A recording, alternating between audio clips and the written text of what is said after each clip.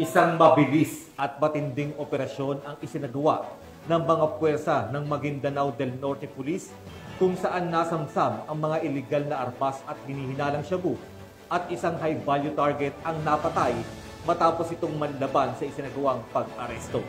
Nagpahayag naman ang PNP na paninindigan na ipagpapatuloy ang mga operasyon laban sa iligal na droga upang maprotektahan ang publiko at mapanatili ang kaayusan at kapayapaan sa lalawigan. Nakabalita diyan si Patrolwoman Marie Cris Lagrabe.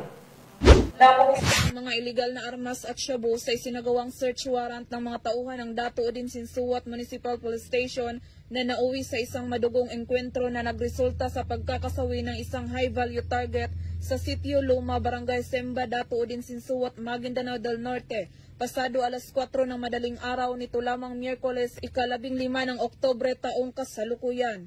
Kinilala ni Police Lieutenant Colonel Ismail Madin, Chief of Police ng Dato Udin Sinsuat MPS ang nasawing suspect na si alias Trega, habang arestado ang anak nito na si alias Baribari at naitalang sugatan ang dalawang kasapi ng Philippine Marines.